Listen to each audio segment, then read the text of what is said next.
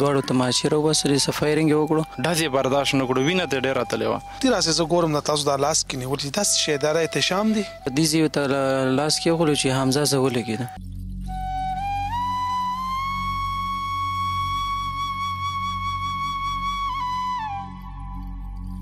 پیسې دي 500 قلم دی. دا قلم به هغه په سکول کې مې استعمالولو. پارکینګ ډیپټي به یې ته اخسته. 4 ډزه وشل، د 2 ډزه زما د ترور زوی ولګېدو. د احتشام کل اثاثه چې څومره وه هغه د 500 روپے، هغه د 500 روپے وي. منډه مې کړل، هلته احتشام پروت بیا. بسم اللہ الرحمن الرحیم. میں ہوں احسن عوان. ناظرین، ہماری آج کی کہانی ایک ایسے نوجوان کی ہے جو ہر وقت خواب دیکھتا تھا مسیحا بننے کا، عوام کی خدمت کرنے کا، لیکن قسمت کو کچھ اور ہی منظور تھا. جی ہاں، میں بات کر رہا ہوں حیات آباد کے علاقے اتوار بازار میں پیش آنے والے افسوسناک واقعے کی، جس میں 2 فریقین کے مابین خونی تصادم کے نتیجے میں یہ نوجوان اندھی گولی کا نشانہ بن کر ہمیشہ کے لیے اس دنیا سے رخصت ہو گیا.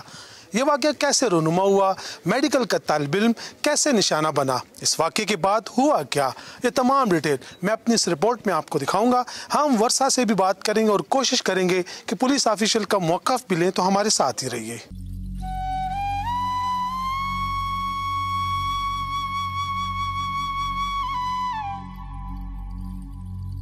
جی ناظرین، میرے ساتھ اس وقت میڈیکل کے اسٹوڈنٹ احتشام کے ماموزات موجود ہیں، چونکہ یہ عینی شاہد بھی ہیں، ان سے بات کریں گے. ستا سنم دے شهزاد حسین. دا څه کیسه شوی وه؟ دا داسې کیسه شوې وه چې دا څه کسانو د اول نه اتوار بازار کې لاس واچولې سره، بیا هلته پولیسو خلاص کړل.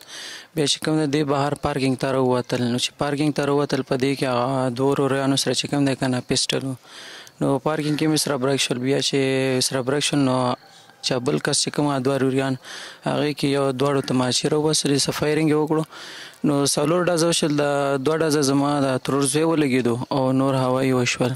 بیا چې کوم دی زما د کزن چې کوم دی ترور زوی دی منډه کړل، ما بل رور اودس کولو په هغه ځای کې، نو هغې له منډه کوي ته کوي چې حمزه زه ولګېدم، نو بس بدیزې ته لاس کې وغولو چې حمزه زه ولګېدم، نو بس هغې ټیم کې په کوت کې را پرېوتو. بیا چې ما په شا وکتم ما چې څنګه فایرنګ وشو، نو چې مې کتم ما چې که ما رور ولګېدو، نو چې بیا ما منډه کړل ور اخوا سیډ ته، یو سیډ ته ځای و، نو چې منډه مې کړل هلته احتشام پروت و. بیا دا څو ډزه لګېدلې؟ دا 2 ډزه لګېدله، یو هلته په آرټري باندې لګېدله، مین رګ باندې چې کوم دی، او یو دلته په شولډر باندې لګېدلی. چې څه وخت یې ولګېدو هغه ټایم به صرف دا آواز دی وکړو چې زه ولګېدم؟ ها، بس صرف په ټیم دا آواز وکړلو، بس لږه منډه یې وواله، بس یو 3-4 قدمه منډه یې وواله، زما بل رور له ځان ورسولو چې حمزه زه ولګېدم، بس چې دا یول ډایرکټ را پرېوتو زما رور په کوت کې، هغې هم اودس په نیمه کې پرېوت. دا میډیکل سټوډنټ و او د فرست ایئر میډیکل سټوډنټ و، او ذهین هم ډېر و، خپل سکول 2nd پوزیشن هولډر و. دی بس څه وایي چې زه بس څه جوړم، ډاکټر به جوړ شم، نو څه لکه څه داسې ارمان سره تاسو سره ډسکس کولو به؟ نه، موږ سره خو یې داسې څه نه وو ډسکس کړي، خو دا میډیکل یې ډېر خوښ و. او جی. او دلته د پارکینګ سټینډ کې څومره مودو نو؟ د پارکینګ سټینډ کې تقریبا 15-16 میاشتې شوې وې چې و. دا خو صرف اتوار پرز به دا تلو؟ او صرف اتوار پرز دا میله لګېږي، او دا صرف اتوار پرز تلو، هغې نه وی برته 1000 روپۍ میلاوې دي، په هغې کې وی سمور له ورکړلې، او پسې وی ځان ساتلو، کالج کرایه مرایا به یې کوله، جو خرچه مرچه. لکه صرف دا د پاکټ منی دپاره به دا د سیکنډ ټایم دا جاب به کولو؟ او دا صرف پاکټ منی پاره کولو، دې کې وی سمور له ورکړي، او څه وی ځان سره پرېښولې بس. جیب کې ورسره څه وی هغه ټایم چې څه وخت دا ولګېدو؟ او په ټیم کې په جو کې سره بس یو رومال او پین و، هغه بس په رومال کې ځان له یو 500 روپۍ ایښې وې، بس دغه 2 شیزونه اوس. او هغه سټینډ والا اوس څه وایي، کوم ټیکېدار دی هغه سره څه وایي هغه؟ هغې نه موږ نه خبر چې هغې څه وایي، خو هغې راغلي وو، جنازې نه هم راغلي وو، په هغه شپه هم راغلل چې په کومه شپه موږ احتشام دلته کور له راوړلو پوسټ مارټم نه بعد، په هغې شپه هم راغلل.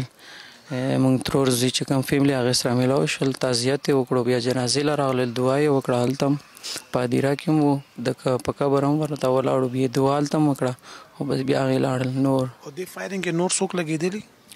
دې فایرنګ کې چې یو کم چا پسې راغلي وو که نه، هغه هم لګېدلی، خو هغه د په ډډ باندې لګېدلی دی، خو هغه بچ دی.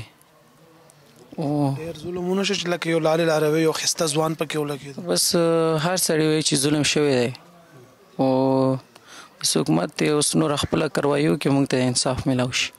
او دا چې کوم دننه اتوار بازار کې هم چېرته چا سټال لګېدلي لاول هلته جګړه وشوه او چې دې کې چې کوم کس ډزې کړي هغې د اتوار بازار نه پیرې کولې لوډینګ سامان وي وړو دا کباړ سامان وي راوړلو بیا وي وړو د سوزکي والا چا فایر کړی او چې چا فایر کړی دا د بډابیرې دی دا او جی هغه خپل مخالف هلته ولیدو که څه وشو هغه ټایم دا مخالف یې ولیدو خو بس نن یې هاتاپۍ وکړله خو بیا پسې بیا وروستو بیا راغلل پارکینګ لا بس پارکینګ کې بیا فایرنګ یې سره وکړو. داسې پبلک مقامات چې لکه دا دلته خلک اسله وړل پکار ده لکه دلته خو اسله نه وړل دلته زنانه مو منډې تړ دي ماشومان به مو نه دا ځله خو اسلحه نه وړل پکار کا بیا د رامړله نو بیا داسې کوه چې په سر ویله پیسټل ګده او بیا یې وله چا سره آوه چا سره آوه ته داسې مه کوه چې 15-20 کسان ولاړ وي او ته به ډایرکټ فایرنګ شروع کړې دې کې خو بې ګناه هم ځي که نه بس چې کوم کس را کار و راغلی په سر دی ویله پیسټل یې وسویشتی وتلی به نو ولې بې گناہ لگ ویشتو تا. جی ناظرین جیسے کہ آپ نے اس مدعی کی گفتگو سنی ان کا پشتوں میں یہی کہنا تھا کہ احتشام جو فرسٹ ایئر کا طالب علم تھا اور وہ میڈیکل کر رہا تھا اور انتہائی محنتی تھا لائق بھی تھا اپنے اسکول کا ٹاپر بھی تھا وہ صرف اتوار کے دن جو حیات آباد علاقہ فیز 2 میں اتوار بازار سجتا ہے وہاں پر وہ کار پارکنگ میں ملازمت کرتا تھا. اس دوران دو فریقین کا آمنا سامنا ہوا پہلے اندر اتوار بازار میں جھگڑا ہوا اور پھر پارکنگ سٹینڈ تک بات پہنچی اور وہاں پر پھر فائرنگ اور فائرنگ کے نتیجے میں احتشام زد میں آ کر جہاں باغ ہوا. انہوں نے مطالبہ کیا ہے کہ قاتلوں کو سخت سے سخت سزا دی جائے اور انہیں انصاف فراہم کیا جائے. جی ناظرین میرے ساتھ اس وقت مقتول احتشام کا ایک اور کزن موجود ہے ان سے بات کرتے ہیں. د وختي راسه زه ګورم د تاسو د لاس کې نیولې دا شی دا احتشام دی دا احتشام خیری په جوب کې پراته وو پیسې دي 500 قلم دی دا قلم به هغه په سکول کې مې استعمالولو پارکینګ ډیپټي ویم ته اغسته غربت و که نه غریب سړی زوی و خو دا 500 روپۍ د هغه په رومال کې داسې توکړي دي که نه چې کچرې دا مې جوب کې داسې کېښوي نو کېدای شي لړه شي رانه نو هغه سره دومره ټینشن و چې دا د دې رومال کې بند کم نو دا به کور وي دا به مانه غورځېږي نه هغه سره دا د احتشام کل اساسه چې څومره وه هغه دا 500 هغه دا 500 روپۍ وي دا 500 روپۍ په دې کې کېدای چې د هغه ټولې 50 روپۍ وای یا چپس خوړلی یا کیک خوړلی بقایا هغه د کور روپۍ وي ځکه چې کور ټینشن هغه باندې ډېر و هغه دومره ریسپیکټل مین و.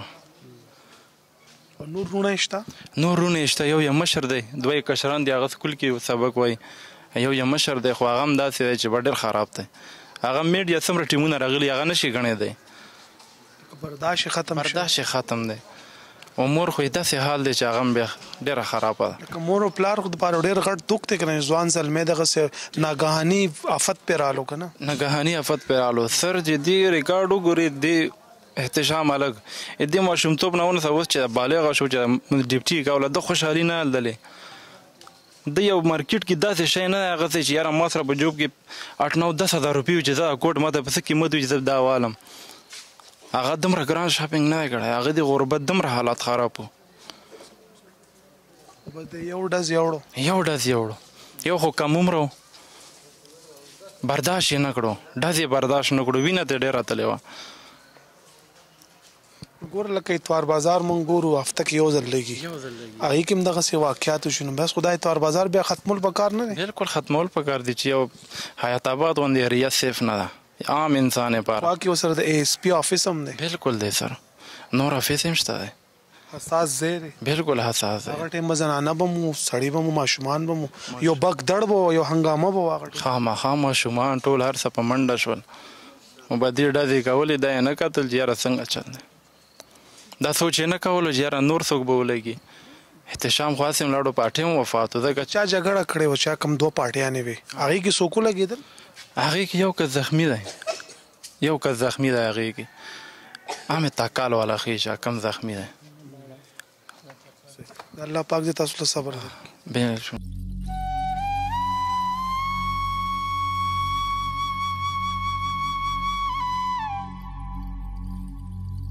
جی ناظرین اس وقت ہمارے ساتھ ایس پی کینٹ پشاور موجود ہے آئین سے بات کرتے ہیں. سر بہت شکریہ. ایک افسوسناک واقعہ ہوا کار پارکنگ میں فائرنگ ہوئی پبلک پلیس تھا کیا اس کا تھوڑا سا پس منظر بتا دیں اور پھر واقعہ بتائیں کیسے ہوا تھا. اب کے نالج میں ہوگا ہمارے ساتھ تاتارا کی حدود میں اتوار بازار کا ایک روٹین میں اتوار بازار لگتا ہے، تو وہاں پہ دو فریقین کا اچانک اسپر آف مومنٹ پہ آمنا سامنا ہوا. ہمیں اطلاع ملی کہ یہاں پہ فائرنگ ہو رہی ہے اور دو فریقین کا آپس میں جو ہے کراس فائرنگ ان کی چل رہی ہے. امیجیٹلی پولیس نے رسپونڈ کیا. پولیس نے اسپاٹ پہ ملزمان کو پکڑا اور اس کیس میں جو 3 وانٹڈ یا چارج ملزمان تھے ان کو اسپاٹ پہ اریسٹ کیا. انفارچونیٹلی اس انسیڈنٹ کے کیونکہ آپ کو پتہ ہے کہ وہاں پہ اتوار بازار ہے، لوگوں کا بلک ہوتا ہے، تو انفارچونیٹلی اس میں ایک جو وہاں کا چوکی دار ہے یا اس کو مطلب رکوالا ہے، واچ مین ہے، اس کی ڈیتھ ہو گئی. کراس فائرنگ میں وہ فائرنگ کی زد میں آیا اور اس کی ڈیتھ ہو گئی. اور ایک اور راہگیر ہے ہدایت، وہ زخمی ہوا ہے، لیکن الحمدللہ پولیس نے موقع پہ رسپونڈ کیا اور 3 بندے اس میں اریسٹ کیے. سر، جو ملزمان تھے جو آپس میں کراس فائرنگ کر رہے تھے، ان کی کوئی دشمنی تھی؟ کچھ وجہ کچھ سامنے آئی؟ وہ پتہ چلا کہ ان کی ایک دن پہلے زبانی تکرار ہوئی تھی اور وہاں پہ اتوار بازار میں اسپر آف مومنٹ پہ ایک دوسرے کے ساتھ ان کا آمنا سامنا ہوا ہے اور آرمڈ بھی تھے، پسٹل تھے ان کے ساتھ. تو جیسے ہی وہ ایک دوسرے کے آمنے سامنے آئے تو انہوں نے ایک دوسرے کے اوپر فائرنگ کی اور اس میں سے ایک جو فریق ہے اس کو بھی گولی لگی اور اس کو ہم نے پولیس نے امیجیٹلی اسپاٹ سے ریسکیو کر کے ہاسپٹل شفٹ کیا. کیا کہیں گے سر ایسے پبلک مقامات پر کھلے عام فائرنگ؟ ہمارا پختون معاشرہ ہے، ہر روز ہر صبح ایک نئی خبر ملتی ہے، تو کوئی میسج دینا چاہیں گے آپ؟ ظاہر ہے یہ تو دیکھیں نا، ابھی اس میں تو فریقین میں سے دونوں فریق زندہ حیات موجود ہے آلموسٹ، کہ ہم کوشش کر رہے ہیں کہ جو ان کی قانونی سزا بنتی ہے انشاءاللہ اس کے لیے ہم انویسٹیگیشن میں ایفرٹ کریں گے، کیونکہ اسپاٹ پہ یہ لوگ اریسٹ ہوئے ہیں، ویپن آف آفینس ان سے برآمد ہو چکے ہیں. ہماری کوشش یہ ہے کہ جتنی قانون کے مطابق سزا بنتی ہے ان کو ہم اپنی انویسٹیگیشن کے تھرو بہتر سے بہتر انویسٹیگیشن کر کے ان کو سزا تو دلوائیں. بٹ انفارچونیٹلی جو ایک قیمتی جان کا نقصان ہوا ہے وہ بیچارہ تو اس چیز میں ہی واز ناٹ پارٹی، وہ تو اس میں پارٹی تھا بھی نہیں. وہ ایک عام چوکی دار تھا، ینگ لڑکا تھا، 16-17 سال اس کی یا 18 سال اس کی ایج تھی. اس بیچارے کی جان چلی گئی اور دوسرا بھی ایک رہگیر اس میں جو ہے وہ زخمی ہوا ہے. تو یہ الٹیمیٹلی اس قسم کے واقعات جو ہے ہماری سوسائٹی کے اوپر جو ہے اثر انداز ہوتے ہیں. اور پھر یہ ابھی 2 فریقین کی دشمنی تھی، 2 اور اس میں آ گئے. یہ اس طرح کے واقعات جو ہیں ہماری سوسائٹی کے اوپر جو ہے اثر انداز بھی ہوتے ہیں. پولیس اپنی ایفرٹ تو ضرور کرتی ہے، لیکن ایسے اتوار بازار میں اگر کوئی پسٹل نکالتے ہیں تو پسٹل سے جو گولی نکلتی ہے وہ یہ نہیں دیکھتا کہ آگے کون کھڑا ہے. وہ کوئی رہگیر بھی ہو سکتے ہیں، کوئی عام سا بندہ بھی ہو سکتے ہیں. تو اس کی روک تھام کے لیے پولیس تو اپنی کوشش کر رہی ہے، لیکن لوگوں کو یہ احساس نہیں ہوتا، اور میرے خیال میں لوگوں کو اس چیز کا احساس ہونا چاہیے. ناظرین، یہ واقعہ اپنے پیچھے ایک سوال چھوڑ گیا ہے کہ کیا انسانی جان اتنی سستی ہو چکی ہے کہ اپنی انا کی خاطر کسی بھی مقام پر اسلحہ نکال کر یوں ہی سر عام فائرنگ کی جائے؟ اگلے پروگرام تک اجازت دیں اور دیکھتے رہیے جرم داستان.